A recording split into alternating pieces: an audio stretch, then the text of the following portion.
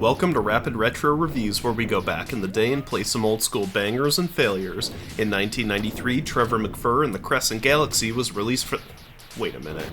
That has to be one of the worst fucking titles for a video game I've ever heard. Trevor McFur and the Crescent Galaxy? You gotta be shitting me.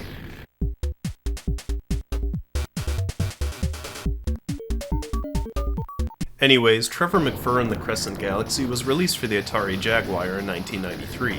It is a horizontal side-scrolling shooter where you play as, of course, Trevor McFur. McFur is a corporal pilot in the Interplanetary Defense Squad. An entity known as Audit has conquered the Crescent Galaxy with the goal of making everything like it. Not sure what the fuck that means. It's up to Trevor McFur to save the galaxy from Audit. Now, can you think of any other game that features a furry animal that flies a ship and is tasked with saving the galaxy from an evil villain? After starting up the game, you get to choose from 4 different levels that you can complete in any order. Some of them are harder than others. Once you select a level, you'll get to read some dialogue from General Patton. I'm pretty sure they just photoshopped a lion head over a picture of the real-life General Patton. Then the game starts. The gameplay is somewhat similar to R-Type or Life Force. The screen moves to the right and you fight against enemies. There are 3 attacks you can use. Your primary laser shoots directly in front of you and can be upgraded to do more damage by picking up upgrades dropped by enemies. The bomb attack shoots bombs downward at an angle and can also be upgraded in the same way as the lasers. If you get hit by an enemy and die, you'll lose any upgrades. The third attack is a special attack, and there are 8 different special attacks you can use. When you pick up a special, it will automatically switch to that weapon. You can switch between weapons manually by using the number pad on the controller.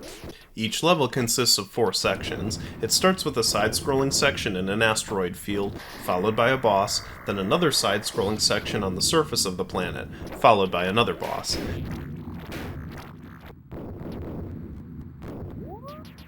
The side-scrolling sections are really boring. You basically fight waves of enemies and the level drags on and on and on. It seriously takes forever to progress through these sections, and the best part of all, there is no music at all the entire time.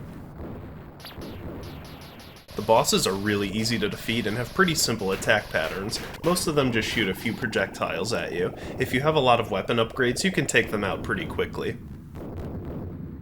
The controls. First off, just look at this controller. Does this look like it would be fun to use? Whoever decided to put a number pad on a video game controller needs to be slapped. Hard. Maneuvering your ship with the D-pad controls fine for the most part. The problem comes into play with firing your primary laser. If you hold down the B button, it will fire at a continuous rate of fire. However, this rate of fire is pretty slow, and you're better off tapping the B button to get a faster rate of fire. Between the bulkiness of the Jaguar controller, length of the levels, and continuous waves of enemies, my hand and even my entire arm was getting sore. I died so many times because I switched back to just holding the fire button to give my hand a break. I even looked into getting a turbo controller for the Jaguar, but they're like $200 on eBay. Like, I already don't spend enough money on this shit? Let me get a $200 Atari Jaguar controller to help me beat Trevor McFur and the Crescent fucking Galaxy. As I mentioned, you have to use the numbers on the number pad to switch between special weapons. Now, if I have one thumb on the D-pad and one thumb on the A, B, and C buttons, how in the ergonomic fuck am I supposed to reach the number pad without taking one of my thumbs away from the other buttons? So you have to move quickly to switch weapons and avoid dying in the process, but the number pad buttons are made out of this rubbery material, so they require a nice firm press to register, so you can't hit them quickly and get back to the other buttons with your thumb fast enough. Each of the weapons is mapped to one of the numbers, so you have to memorize which number corresponds to the weapon. You can actually pause the game and switch weapons while paused, but the pause button is made out of the same damn rubbery material, so it also requires a nice firm press to register.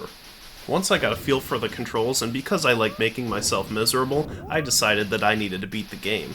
As I mentioned before, there's 4 planets to select in any order. There's a desert planet, a cavernous planet, a swamp planet, and a planet of a 5-year-old's crayon drawings. BJ? What? The best strategy I found was to upgrade your bombs and lasers to the max and never stop firing, even if it makes your hand hurt like hell. At first I was pretty selective on when I would use a special, but I found it better just to go wild and fire away. This way you're less likely to die and can gain more lives from increasing your score. After completing all 4 planets, you'll gain access to the final planet. By this time, most of your special weapon reserves are depleted. I pretty much just camped in the upper left corner and eventually made it to the final boss, Audit. What the hell is this? That's the best they could come up with for a final boss? This thing literally just bounces up and down and fires 4 projectiles at a time. With a little more button mashing, I was able to finish him off, beat the game, and give my right hand carpal tunnel in the process. After beating the game, you're given a congratulations screen, and then the game freezes. Hope you didn't care about entering that high score. My rating of Trevor McFur in the Crescent Galaxy is a 3 out of 10. This game really doesn't have much going for it. Atari tried to rip off Star Fox and come up with a mascot similar to Nintendo, with a game that is worse on almost every aspect. The graphics don't look that great for a game released in 1993, there is literally no soundtrack, the characters and plot are lame, and worst of all, the game is boring and physically exhausting to play through. Even if you're a big fan of shooters, I wouldn't recommend this game to anyone.